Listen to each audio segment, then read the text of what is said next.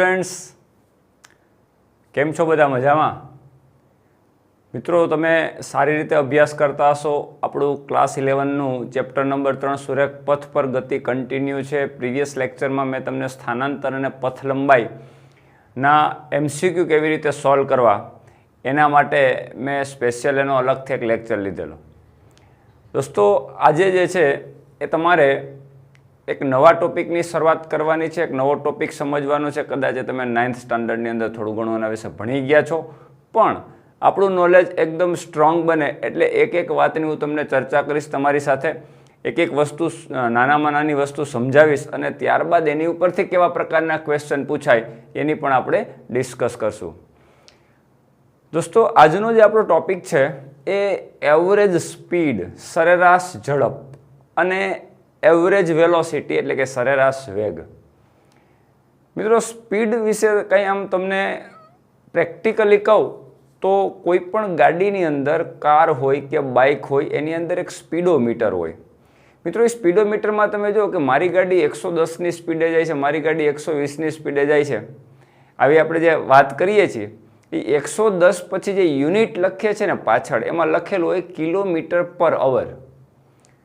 સ્પીડની જે વેલ્યુ છે, જે તમારો કાંટો 100 ઉપર છે, તો એ મીટર ઉપર બધા યુનિટ લખેલા હોય. એ યુનિટ જે છે એની અંદર કિલોમીટર પર અવર આવું લખેલું હોય.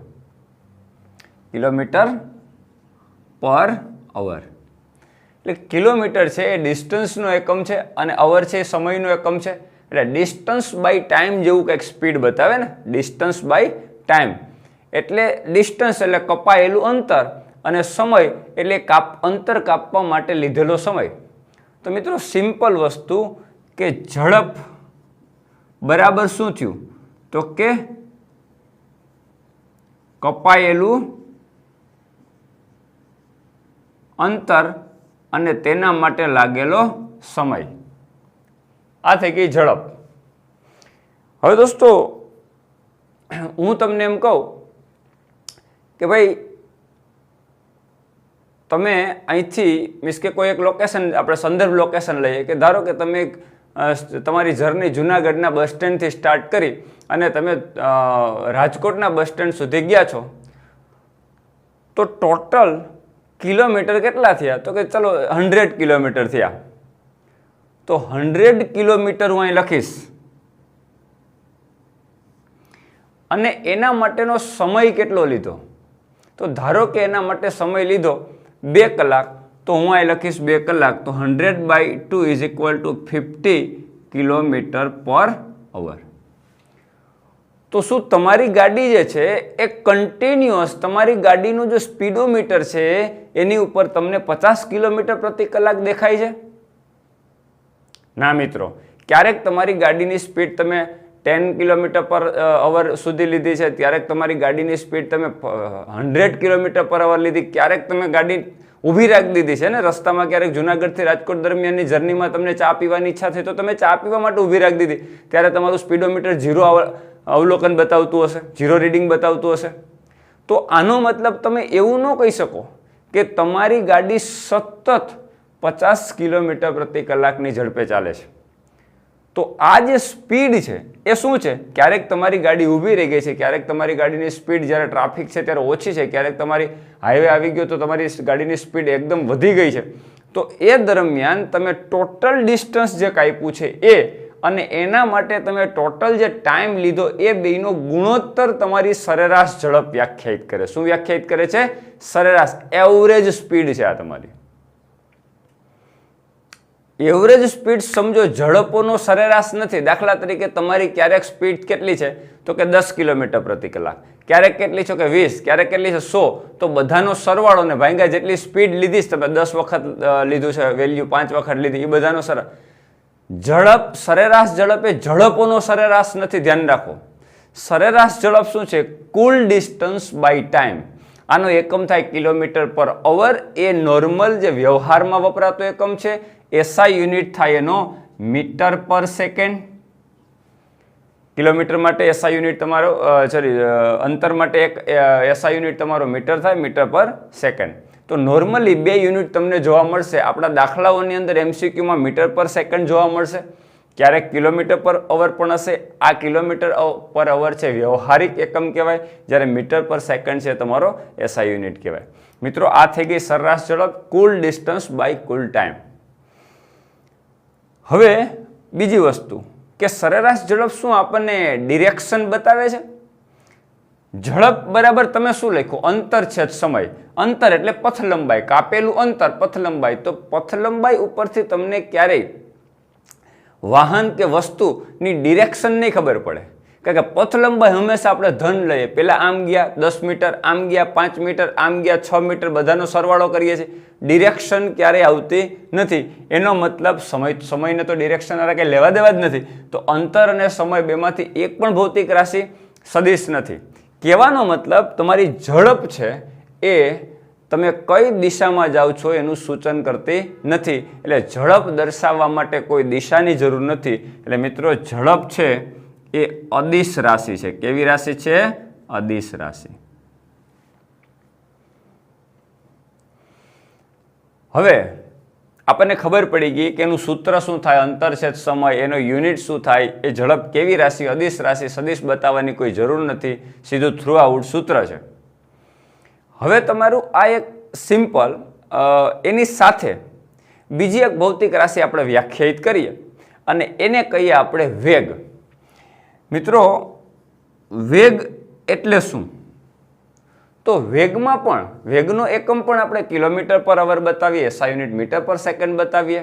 પણ આ સૂત્રમાં બંને ઇક્વેશનમાં ફરક ખાલી એટલો રહેશે, અહીંયા કપાયેલું અંતર હતું, જ્યારે અહીંયા આવશે સ્થાનાંતર. શું આવશે? સ્થાનાંતર. અને સમયગાળો, આ બંનેનો ગુણોત્તર.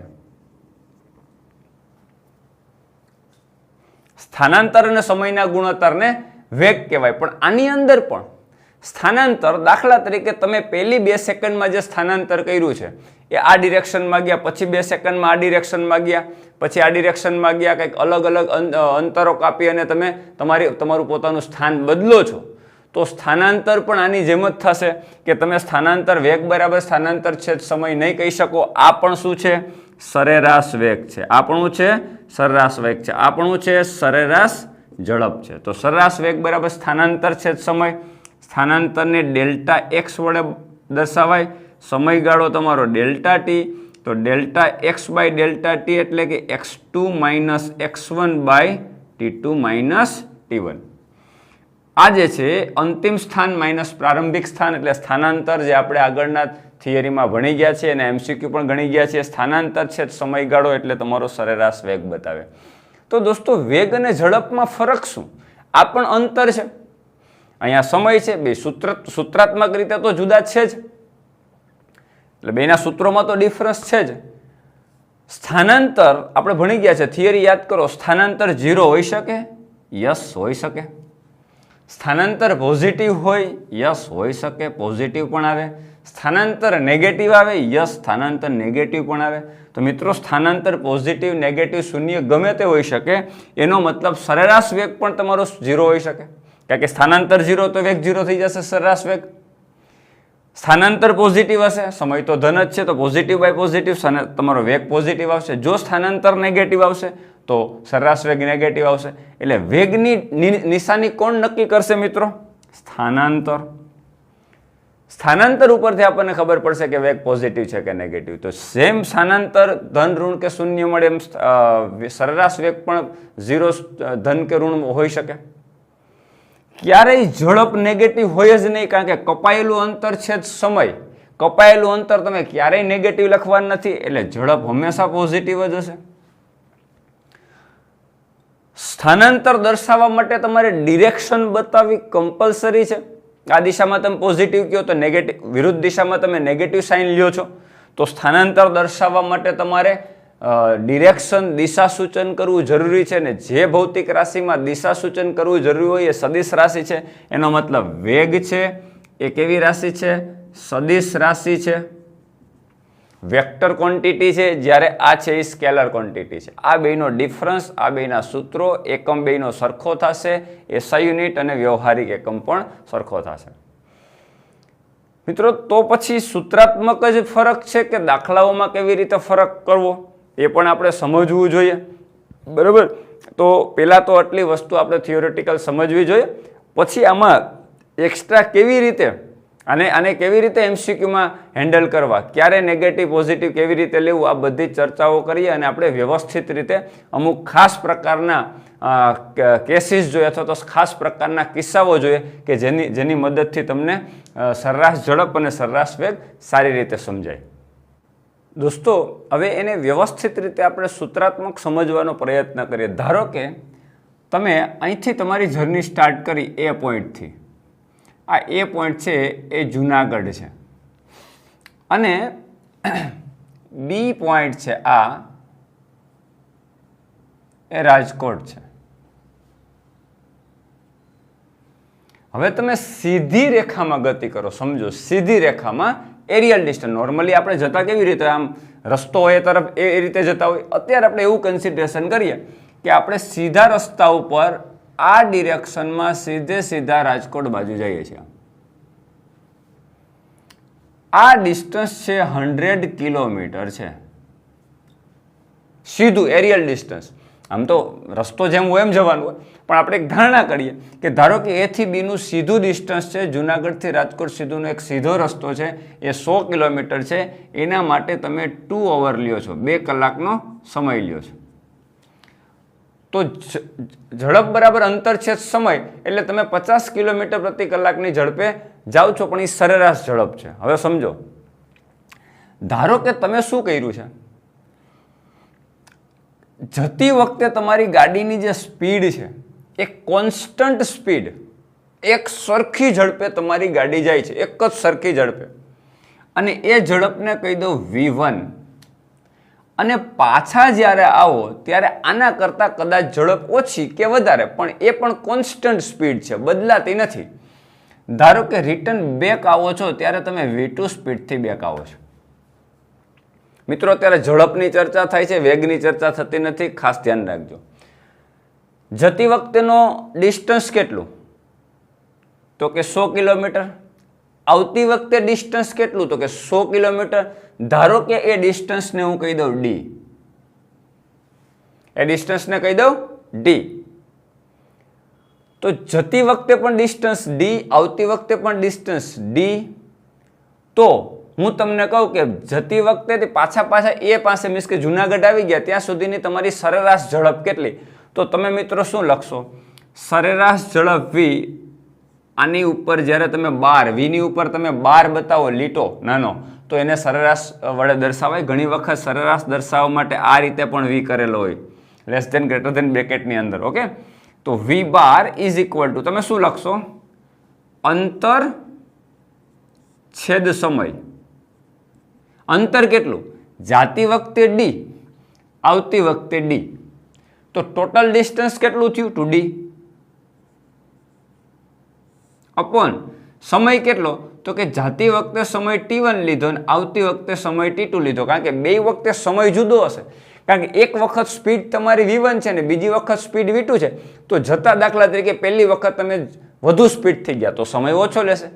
આવતી વખતે ઓછી સ્પીડથી તમે આવ્યા તો સમય વધુ લેશે. તો બે વખતેનો સમય મેં T1 પ્લસ T2 લખ્યો, રાઈટ. તો ફાઇનલી શું થયું દોસ્તો? 2D બાય સમય બરાબર અંતર છેદ વેગ. જો સમયને ઉપર જવા દો, સમય ઉપર ગયો, અંતર અને V છેદમાં જશે એટલે અંતર છેદ ઝડપ લખી શકાય. ઓકે, તો જતી વખતે અંતર શું? સમયની જગ્યા ઉપર હું લખું T1 ઇઝ ઇક્વલ ટુ સમય બરાબર અંતર છેદ ઝડપ. જતી વખતે અંતર કેટલું હતું? D. ઝડપ કેટલી હતી? V1. તો T1 બરાબર શું થાય? D બાય V1 પ્લસ આવતી વખતેનો સમય કેટલો? T2. તો આવતી વખતે પણ ડિસ્ટન્સ કેટલું? D બાય ઝડપ કેટલી? V2. તો T2 બરાબર શું લખાય? D by V2. દોસ્તો, આ બધામાંથી D ઉડી જશે. તમે જો 2D બાય D કોમન નીકળ્યા બંનેમાંથી, તો આને શું લખાય? 1 by V1 plus 1 by V2. મિત્રો, બંનેમાંથી D કેન્સલ થઈ ગયા. તો ફાઇનલ શું આન્સર આવ્યો આપણો? 2 by 1 by V1 plus 1 by V2. દોસ્તો, તમને ખબર છેદમાં લસા V1 V2 થઈ જાય, છેદનો છેદ અંશમાં વહી જાય, ઉપર લખી નાખું, એટલે 2v1 v2 થઈ જાય ડિવાઈડ બાય v2 અહીંયા ગુણ્યા એટલે v2 ને v1 અહીંયા ગુણ્યા એટલે v1 તો v1 પ્લસ v2 લખાય તો v1 પ્લસ v2. મિત્રો આ એક પેલો એવો મેં કેસ તમને સમજાવ્યો કે જેમાં ડિસ્ટન્સ સેમ છે, જવાનું ને આવવાનું. હવે જવાનું કે આવવાનું એવું જરૂર નથી, એક સરખી એક જ દિશામાં જતા હોય તો અડધું ડિસ્ટન્સ છે એ v1 ઝડપથી કાપે અને અડધું ડિસ્ટન્સ v2 ઝડપથી કાપે તો અડધું ડિસ્ટન્સ એટલે બે સરખા જ થઈ ગયા ને. દાખલા તરીકે ચલો આમ જ જયા છે આપણે જુનાગઢથી રાજકોટ, રાઈટ. હવે એક્ઝેક્ટ વચ્ચે 50 કિલોમીટર જેટલા અંતર સુધી ઝડપ તમારી v1 છે અને બાકીના 50 કિલોમીટર સુધી તમારી ઝડપ કેટલી છે? v2 છે. તો મિત્રો v1 અને v2 ઝડપ બે જુદી થઈ, ડિસ્ટન્સ બે સેમ થયા 50-50 કિલોમીટરના. તો જ્યારે ડિસ્ટન્સ સેમ હોય અને ઝડપ જુદી જુદી હોય, બે એવી સ્પીડ છે જે અલગ અલગ છે, ડિસ્ટન્સ બેમાં સેમ છે, ત્યારે તમે સીધું આ ઇક્વેશન શોર્ટકટ મૂકી શકો 2v1 v2 by v1 plus v2 એટલે બે ઝડપનો ગુણાકાર. દાખલા તરીકે આ 10 કિલોમીટર પ્રતિ કલાકની ઝડપ અને આ 20 કિલોમીટર પ્રતિ કલાકની ઝડપ તો 10 ગુણ્યા 20 ગુણ્યા 2 છેદમાં 10 પ્લસ v. આ ડાયરેક્ટલી સૂત્ર મૂકો એટલે તમને સરેરાશ ઝડપ મળે.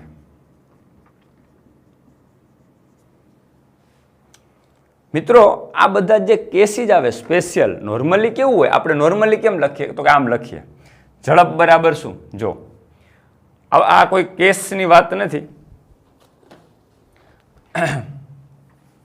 નોર્મલી આપણે કેવું લખીએ. ચલો આ કેસ એક મગજમાં રાખવાનો, સ્ક્રીનશોટ લઈ લેવાનો. ધ કમ્પ્લીટ બુક ઓફ ફિઝિક્સની અંદર મેં બધા જ કેસની ડિસ્કસ કરી છે, એક્સ્ટ્રા નીટ અને જી કોન્સેપ્ટમાં આપેલા છે. ચિંતા કરવાની કોઈ જરૂર નથી. આ બુકની અંદર તમે જો ધ કમ્પ્લીટ બુક ઓફ ફિઝિક્સની અંદર અહીંયા તમને આપેલા છે બધા કેસ. સ્પેશિયલ નીટ અને જી માટે જો અહીં બોક્સ કરીને આપ્યું છે, દેખાય છે. તો આ બોક્સની અંદર પેજ નંબર 92 ઉપર બોક્સની અંદર અલગથી કેસીસ આપ્યા છે. એ બધા કેસ જ છે, ધ્યાન રાખજો મિત્રો. આ એનસીઆરટીમાં કે ટેક્સ્ટબુકની અંદર સ્પેશિયલ કેસ આપેલા નહીં હોય, પણ તમારે ભણવા માટે આ વસ્તુ બધી મગજમાં રાખવી પડશે, શોર્ટકટ મગજમાં રાખવા પડશે, તો જ તમે નીટની અંદર અને જી મેઇનની અંદર તમે ઝડપથી એમસીક્યુ સોલ્વ કરી શકશો. નોર્મલ આપણે શું કરતા હોઈએ, ચલો આ એક કેસ થયો, આની સાથે સાથે બીજો કેસ પણ ડિસ્કસ કરી લઈએ. હવે આમાં શું હતું, ડિસ્ટન્સ સેમ હતું અને ઝડપ જુદી જુદી હતી. હવે આપણે ટાઈમ સેમ કરી દઈએ, એક સરખો સમય લે છે. દાખલા તરીકે આપણે એમ કહીએ કે જતા જે સમય લે, ધારો કે ટી સમય લે, તો આવતા પણ એ જ સમય લે. પણ બે કેસની અંદર, અને અહીંથી આપણે જવા દઈએ,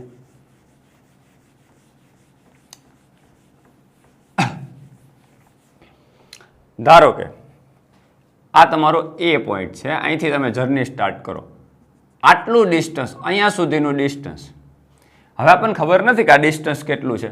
ધારો કે આ ડિસ્ટન્સ છે એ d1 છે. આના માટે સમય લે છે એ t લે છે, અને બાકીનું જે ડિસ્ટન્સ છે અહીંથી સ્ટાર્ટ કરો આ બી પોઈન્ટથી, ધારો કે આ તમારો પોઈન્ટ છે એ સી છે. બી થી સી પહોંચવા માટે પણ સમય ટી જ લે છે. બેયમાં સમય, આમાં સમય અને આમાં સમય સરખો જ લે છે.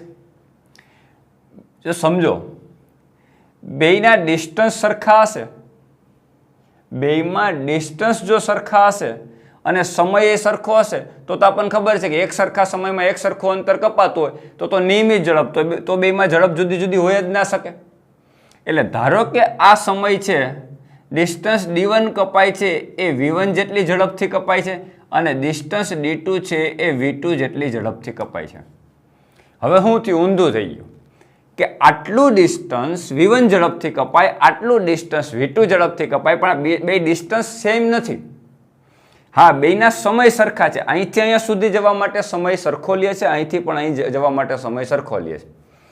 મિત્રો, તો આમાં સરેરાશ ઝડપ તમે લખો તો શું થાય, સરેરાશ ઝડપ v bar is equal to કુલ ડિસ્ટન્સ બાય ટાઈમ. તો કુલ ડિસ્ટન્સ એટલે d1 પ્લસ d2 હવે બે અંતર સરખા નથી. AB થી આ અંતર AB જેટલું છે એટલું BC નથી, બે ડિસ્ટન્સ જુદા છે.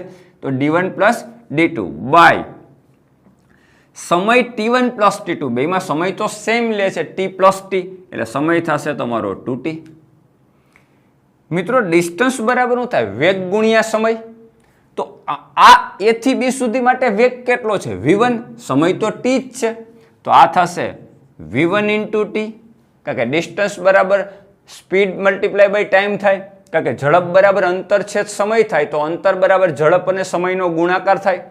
તો ઝડપ ગુણ્યા સમય એટલે અંતર થાય, તો D1 is equal two V1T plus D2 is equal two V2T, કારણ કે આ B થી C અંતર કાપવા માટે પણ સમય સરખો જ લે છે, ડિસ્ટન્સ જુદું છે, એટલે distance is equal two speed into time થાય, તો V2 into T by 2T.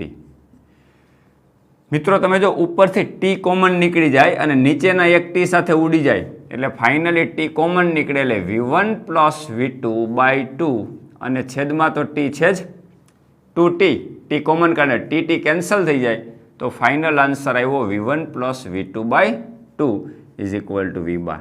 જોયું દોસ્તો? જુદા જુદા અંતરો એક સરખા સમયમાં કપાતા હોય, જુદી જુદી સ્પીડથી, સમય સેમ જ લે છે. દાખલા તરીકે એક અંતર કાપવા માટે અડધો કલાક લે, તો બીજું અંતર કાપવા માટે પણ અડધો કલાક જ લે છે, સમય સરખો છે, પણ બેયમાં ડિસ્ટન્સ જુદા છે.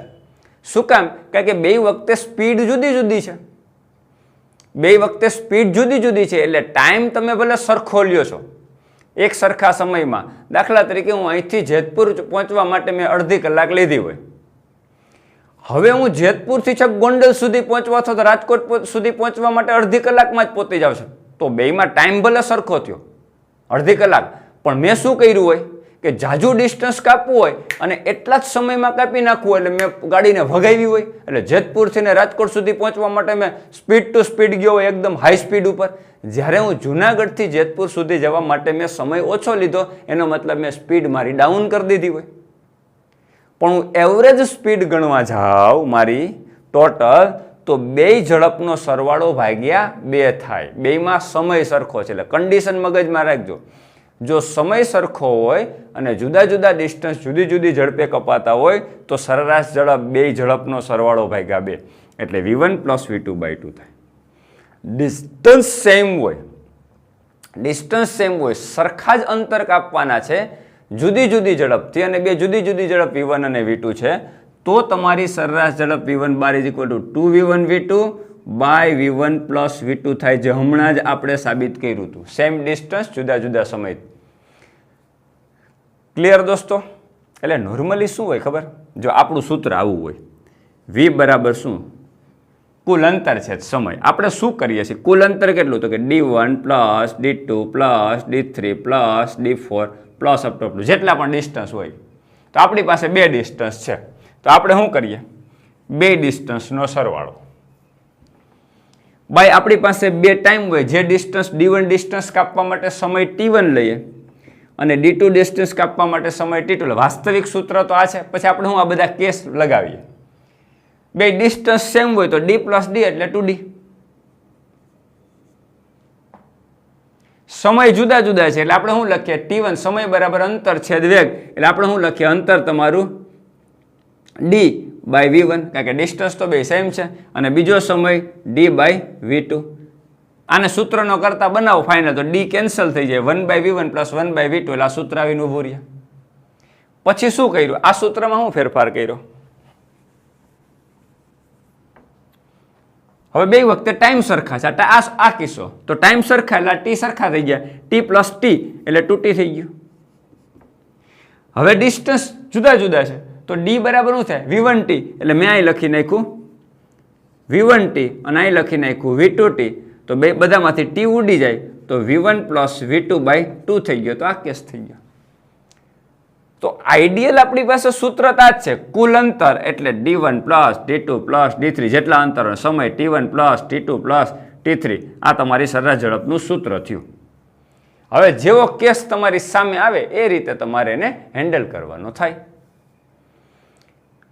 ક્લિયર મિત્રો? એટલે આપણે આ સૂત્ર મગજમાં રાખવાનું, d1 + d2 + d3 જેટલા પણ ડિસ્ટન્સ હોય એનો ટોટલ સરવાળો, એટલે કુલ કપાયેલું અંતર થઈ ગયું, છેદમાં કુલ સમય, એટલે d1 કાપવા માટે સમય t1 લીધો, d2 અંતર કાપવા માટે સમય t2 લીધો, d3 અંતર કાપવા માટે સમય t3 લીધો, તો છેદમાં આવશે t1 + t2 + t3 up to જેટલા પણ ડિસ્ટન્સ કપાણા હોય. તો દોસ્તો જરાય ચિંતા કરવાની નથી કે આવા કેસ કેવી રીતે યાદ રાખવાના. સમયાંતરે તમે જેમ એનો યુઝ કરશો એમ તમને આવડતું જશે. તો બે સરખા ડિસ્ટન્સ જુદા જુદા સમય માટે સરખા ડિસ્ટન્સ જુદી જુદી ઝડપથી અચળ ઝડપથી કપાણા હોય v1 અને v2 ઝડપથી, તો 2v1 v2 / v1 + v2. જો સરખા સમયમાં સમય બે સરખો છે અને જુદા જુદા ડિસ્ટન્સ છે તો તમારું સૂત્ર v1 + v2 / 2 થાય. તો આ પણ ઇક્વેશન આવી રીતે હોય તો તમે આ સરળતાથી આ પ્રકારના MCQ જ્યારે આવે ત્યારે તમે સોલ્વ કરી શકો. તો મિત્રો આ થઈ ગયો તમારો સરેરાશ ઝડપની અંદર જુદા જુદા કેસ જે તમને ધ કમ્પ્લીટ બુક ઓફ ફિઝિક્સની અંદર આપેલું છે. તો એની કંઈ ચિંતા કરવાની જરૂર નથી, એ તમારે રિફર કરી લેજો. બધાએ લગભગ સ્ટુડન્ટ્સે આ બુક લઈ લીધી છે અને બુકની અંદર આ બધા કેસ ડિસ્કસ કર્યા છે, એટલે કાંઈ પણ ચિંતા કરવાની જરૂર નથી. વ્યવસ્થિત એ કેસ બધા વાંચી લેવાના અને એમાંથી કેવા પ્રકારના MCQ પૂછાય એ પણ એ પ્રેક્ટિસ MCQની અંદર વિભાગમાં એ બધું આપેલું છે. ક્લિયર દોસ્તો? હજી પણ અમુક વસ્તુને આપણે આગળ ડિસ્કસ કરીએ. દોસ્તો હવે આપણે ઝડપની નિયમિતતા અને અનિયમિતતા વિશે ચર્ચા કરીશું. નિયમિત ઝડપ કોને કહેવાય? સિમ્પલ, બંનેને બહુ સિમ્પલ રીતે વ્યાખ્યાયિત કરીએ. નિયમિત ઝડપ કોને કહેવાય? ધારો કે હું એ પોઈન્ટ પાસે છું અને એ પોઈન્ટથી મારી જર્ની સ્ટાર્ટ કરું છું અને હું બી પોઈન્ટ સુધી આવું છું. મિત્રો અહીંથી અહીંયા સુધી પહોંચવા માટે મેં ધારો કે 1 સેકન્ડ લીધી છે અને એના માટે મેં જે ડિસ્ટન્સ કાપ્યું છે 5 મીટર કાપ્યું છે. પછી બીથી હું સી પોઈન્ટ સુધી જાઉં છું, એના માટે મેં 1 સેકન્ડ લીધી અને એ પણ અંતર 5 મીટર કાપ્યું. પછી સીથી ડી પોઈન્ટ સુધી જવા માટે મેં 1 સેકન્ડ લીધી, એના માટે મેં અંતર કાપ્યું 5 મીટર. તો મિત્રો તમે જો દરેક સરખા સમયગાળાના એક સમયનો એક ચોક્કસ ગાળો મેં લીધો 1 સેકન્ડ, તો એમાં અંતર કેટલું કપાય? 5 મીટર. બીજી 1 સેકન્ડમાં પણ અંતર કેટલું કપાય? 5 મીટર. તો મિત્રો આમાં ઝડપ કેટલી? આટલા ગાળામાં ઝડપ કેટલી? તો કે અંતર છેદ સમય 5/1 એટલે 5 મીટર પર સેકન્ડ. આટલામાં ઝડપ કેટલી? તો કે 5 મીટર પર સેકન્ડ. આટલામાં ઝડપ કેટલી? તો કે 5 મીટર પ્રતિ સેકન્ડ. તમે સરેરાશ ઝડપ માપશો તો એ પણ 5 મીટર પર સેકન્ડ જ થાય દોસ્તો. સરેરાશ ઝડપ બરાબર તમે શું લો? કુલ અંતર છેદ સમય. કુલ અંતર કેટલું કપાણું? 5 + 5 + 5 15 મીટર. સમય કેટલો લીધો? 1 + 1 + 1 એટલે 3 સેકન્ડ.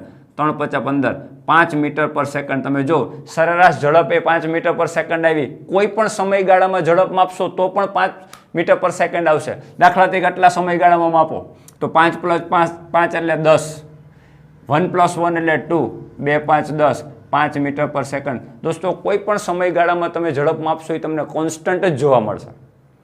એટલે સિમ્પલ વસ્તુ, સમયના એક ચોક્કસ ગાળામાં અંતર સરખું જ કપાતું હોય તો આવી ઝડપને નિયમિત ઝડપ કહેવાય. પણ સમયના ચોક્કસ ગાળામાં અંતરો જુદા જુદા કપાતા હોય. ધારો કે પહેલી સેકન્ડમાં 15 મીટર અંતર કપાય, બીજી સેકન્ડમાં 5 મીટર અંતર કપાય, ત્રીજી સેકન્ડમાં 25 મીટર અંતર કપાય. તો આની સરેરાશ ઝડપ તમે ગણો તો 25 + 5 30, 30 + 15 એટલે 35. તો આ થઈ ગયું તમારું 30 + 15 એટલે તમારું 45. એટલે ટોટલ ડિસ્ટન્સ થઈ ગયું 45 મીટર. 25 + 5 30, 30 ને 15 45. તો 45 મીટર ડિસ્ટન્સ થઈ ગયું. સમય થઈ ગયો તમારો 3. તો 45/3 એટલે 15 મીટર પર સેકન્ડ. 15 × 3 = 45. તો 15 મીટર પર સેકન્ડ થાય. તો મિત્રો આ તમારી સરેરાશ ઝડપ કહેવાય 15 મીટર પર સેકન્ડ. પણ મિત્રો આ ગાળામાં ઝડપ જો 15 મીટર પર સેકન્ડ થશે કે 15/1 એટલે 15 મીટર પર સેકન્ડ. પણ આમાં 15 મીટર સેકન્ડ નહીં થાય કે 5 મીટર છે 1 સેકન્ડમાં કાપ્યું તો 5/1 એટલે 5 મીટર પર સેકન્ડ થશે ઝડપ. આ ગાળામાં તમે જો 25/1 એટલે 25 મીટર પર સેકન્ડ થશે. એટલે એક ગાળામાં 15 મીટર પ્રતિ સેકન્ડ મળ્યું, બીજા ગાળામાં 5 મીટર પ્રતિ સેકન્ડ, ત્રીજા ગાળામાં 25 મીટર પ્રતિ સેકન્ડ. તો દરેક ગાળામાં ઝડપ જુદી છે. તો આવા કેસમાં ઝડપને કહેવાય અનિયમિત ઝડપ. સરખા સમયમાં જો સરખું અંતર જ કપાતું હોય તો નિયમિત ઝડપ, પણ સમયના એક ચોક્કસ ગાળામાં, ગાળો તો સરખો જ લીધો, આમાં 1 સેકન્ડ લીધી, આમાં પણ સમયના એક ચોક્કસ ગાળામાં અંતરો જુદા જુદા કપાય છે. અંતર જુદા જુદા કપાય એટલે ઝડપ જુદી થઈ જશે. દરેક ગાળામાં ઝડપ જુદી થઈ ગઈ તો ઝડપમાં શું કહેવાય? અનિયમિતતા. તો આવી ઝડપને કેવી કહેવાય? અનિયમિત ઝડપ કહેવાય. તો આઈ હોપ બધાને આ વાત સમજાઈ ગઈ હશે કે નિયમિત ઝડપ કોને કહેવાય ને અનિયમિત ઝડપ કોને કહેવાય. હવે એના માટે આપણે વધારે સારી રીતે સમજવાનો પ્રયત્ન કરીએ.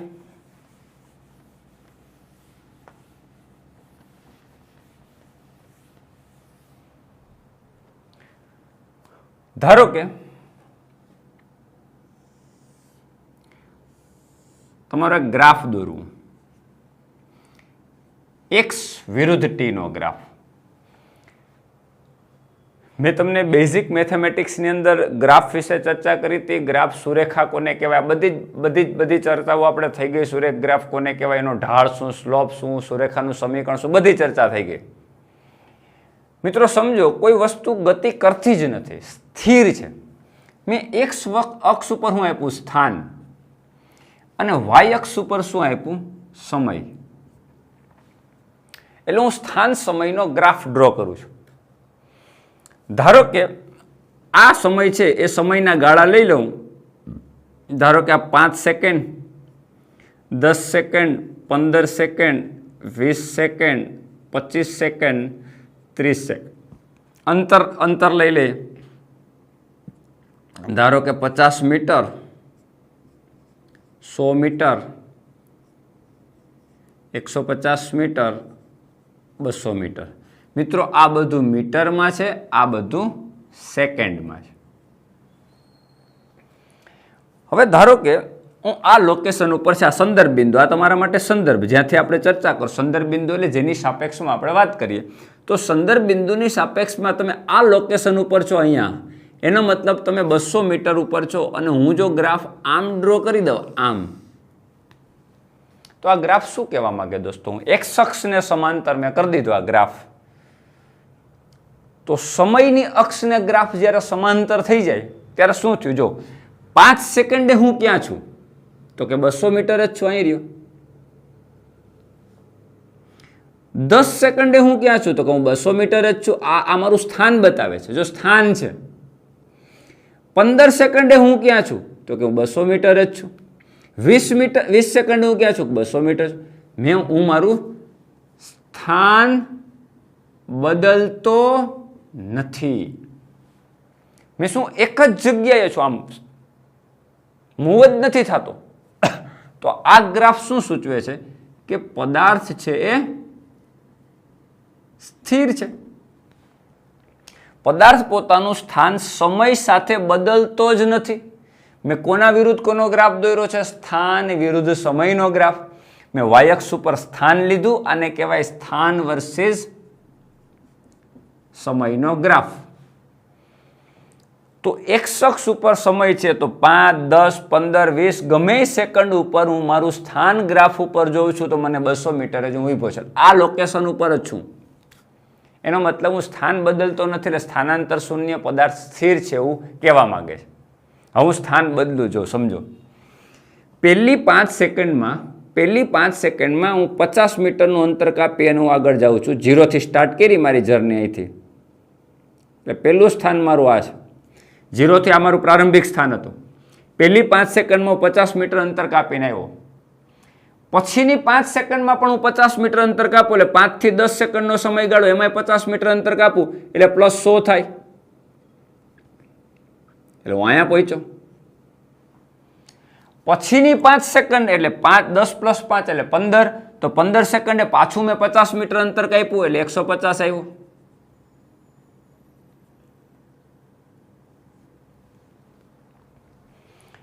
મિત્રો હવે આ સ્થિર વાળો ગ્રાફ જવા દઉં છું. પદાર્થ સ્થિર છે એ જવા દઉં છું. એ તમને સમજાઈ ગયું કે સમયને સમાંતર ગ્રાફ હોય તો એ પદાર્થ સ્થિર છે એવું બતાવે. પદાર્થ પોતાનું સ્થાન બદલતો નથી કોઈ પણ એક લોકેશન ઉપર. પછીની 5 સેકન્ડ 15 + 5 એટલે પાછી 5 સેકન્ડમાં મેં 50 મીટર જ અંતર કાપ્યું તો હું 200 એવો અહીંયા.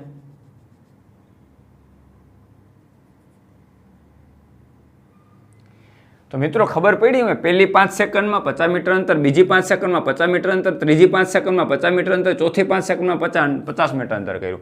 તો આ મારી ઝડપ નિયમિત બતાવે. આ નિયમિત ઝડપ કહેવાય.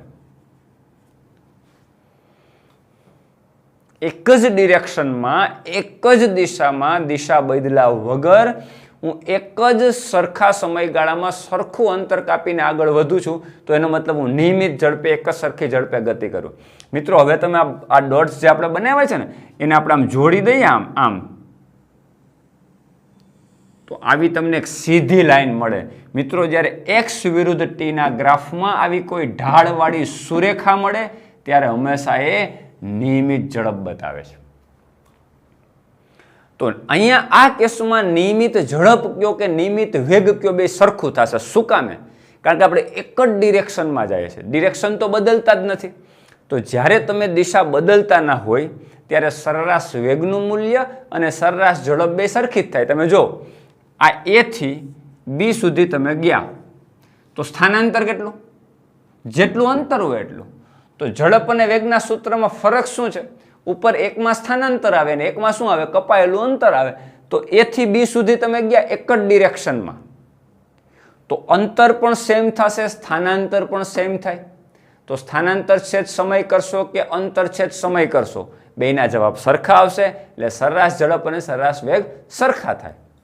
અહીંયા જુઓ દોસ્તો, તમે 0 થી 5 એટલે પ્રથમ 5 સેકન્ડમાં તમે 50 મીટર અંતર કાપ્યું તો 50/5 એટલે કેટલું થયું?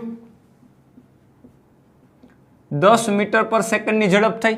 પછીની 5 સેકન્ડ એટલે 5 થી 10 સેકન્ડનો ગાળો એટલે 5 જ સેકન્ડ થઈ. એમાં કેટલું અંતર કાપ્યું? 50 થી 100 એટલે 50 મીટરનું અંતર કાપ્યું. તો એમાં પણ 50/5 એટલે કેટલું થશે? 10 મીટર પર સેકન્ડ. આખું લઈ લ્યો 0 થી 200 એટલે કે 200 મીટર અંતર તમે કેટલી સેકન્ડમાં ટોટલ કાપ્યું? 0 થી ને 20 સેકન્ડમાં. તો 200/માં તમે 20 લ્યો એટલે 10 મીટર પર સેકન્ડ થાય. તો આ નિયમિત ઝડપ છે. તો ખરેખર નિયમિત ઝડપ એ સુરેખા માટે શું છે?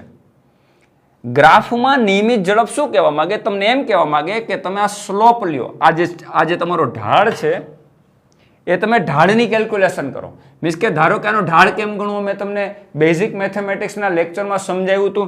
ઢાળ એટલે tan થીટા થાય. અહીં થીટા કહી દો તો tan થીટા બરાબર સામેની બાજુ એટલે આ સામેની બાજુ અને પાસેની બાજુ એટલે પાસેની બાજુ. મિત્રો આ સામેની બાજુ એટલે 200 અને પાસેની બાજુ એટલે 20 એટલે 200/20. 200/20 એટલે આ થઈ ગયું તમારું 10 મીટર પર સેકન્ડ. રાઈટ? તો ખરેખર 10 મીટર પર સેકન્ડ છે શું? વેગ છે. એ જ તો ઝડપ છે. હમણાં જ મેં કીધું કે સરેરાશ ઝડપ એ જ તમારો સરેરાશ વેગ થશે. શું કામ? કારણ કે આપણે ડિરેક્શન ચેન્જ કરતા નથી. તો એ થી બી સુધી તમે જાઓ તો જેટલું સ્થાનાંતર થાય એટલું જ અંતર કપાય છે. એટલે સરેરાશ ઝડપ અને સરેરાશ વેગ સરખા થાય જ્યારે ડિરેક્શન બદલતા નથી, એક જ દિશામાં જાય ત્યારે. તો સરેરાશ વેગ કેટલો થયો તમારો? tan થીટા બરાબર 10 મીટર પર સેકન્ડ. તો ખરેખર tan થીટા શું છે? સુરેખાનો ઢાળ છે. આ મેં તમને સમજાવ્યું હતું. મેં સમજાવ્યું હતું કે આનું સમીકરણ આમ લખાય y mx + c. પણ જ્યારે સુરેખા ઉગમ બિંદુમાંથી પાસ થતી હોય ત્યારે c ની વેલ્યુ 0 થાય. બેઝિક મેથ્સના મારા લેક્ચર જોઈ લેજો.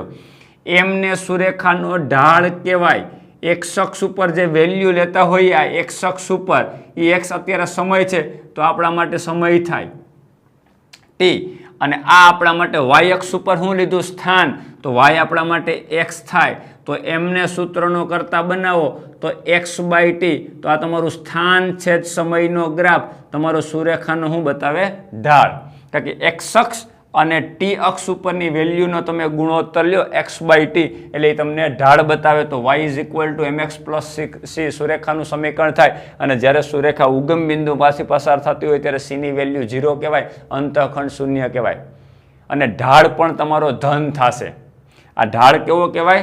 ધન. આ ઢાળ ઋણ ના થઈ શકે. આની વેલ્યુ ઋણ ક્યારેય ના થાય કારણ કે કન્ટિન્યુ તમે 0 માંથી 50, 50 માંથી 100, 100 માંથી 150, 150 માંથી 200 કન્ટિન્યુઅસ એક જ ડિરેક્શનમાં વેલ્યુ તમે વધારતા જાઓ છો સમયની સાથે. તો આ ઢાળ તમારો કેવો થયો? ધન ઢાળ થશે. અને વેલ્યુ ધન મળશે તમને અને એનું સમીકરણ મળશે y mx + c. એટલે કે સુરેખાનો ઢાળ એક્સ વિરુદ્ધ ટીના ગ્રાફમાં સુરેખાનો ઢાળ તમારો સરેરાશ વેગ કે સરેરાશ ઝડપ બતાવે, પણ એ વેગ કે ઝડપ જ કહેજો, સરેરાશ નહીં, નિયમિત ઝડપ છે એટલે એક જ વેગનું મૂલ્ય મળવાનું છે. અને એક સુરેખાને એક જ ઢાળ શક્ય છે, એક સુરેખાને એક જ ઢાળ. તમે ગમે એ દાખલા તરીકે સર મારે આ 2 પોઈન્ટ તમે જોડ્યા એને બદલે મારે આ 2 પોઈન્ટ જોડવા, ચલો આ 2 પોઈન્ટ જોડવા, તો આ પણ થીટા આના જેટલો જ હોય. ટેન થીટા બરાબર સામેની બાજુ આટલી થાય, આટલી એટલે 200 માઇનસ 100 એટલે આ થઈ ગયું તમારું 100. પાસેની બાજુ આટલી થાય 20 માઇનસ 10 એટલે આ થઈ ગયું તમારું 10. તો 100 છેદમાં તમે 10 લેશો તો આ 10 મીટર પર સેકન્ડ જ મળે, આના જેટલું જ મળે. કારણ કે ઝડપમાં નિયમિતતા જ આપણને સૂચવે છે કે તમારો ગ્રાફ હંમેશા સુરેખ મળે. જો અનિયમિત ઝડપ હોત તો તમારો ગ્રાફ કેવો મળે? ધારો કે અનિયમિત ઝડપ છે તો આવા પ્રકારનો કંઈક ગ્રાફ મળી શકે, આમ થાય. ધારો કે આ રીતનો ગ્રાફ મળે તમને, તો શરૂઆતમાં 5 સેકન્ડ, 10 સેકન્ડ, 15 સેકન્ડ, 20 સેકન્ડ. તમે જો શરૂઆતમાં સ્થાન છે અત્યંત સૂક્ષ્મ બદલાય, વાય અક્ષ ઉપર ગ્રાફ જ નથી. જો પહેલી 10 સેકન્ડમાં આટલું જ અંતર કપાણું છે, પછીની 10 સેકન્ડ એટલે 10 થી લઈને 20 સુધી તમે જો આટલું અંતર કપાઈ ગયું છે. તો પહેલી 10 સેકન્ડમાં આટલું અંતર કપાણું, જ્યારે બીજી બાકીની 10 સેકન્ડમાં 0 થી 10 સેકન્ડમાં આટલું જ અંતર કપાણું, પણ 10 થી 20 સેકન્ડમાં આટલું અંતર કપાઈ ગયું. તો આ ઝડપમાં શું બતાવે? અનિયમિતતા.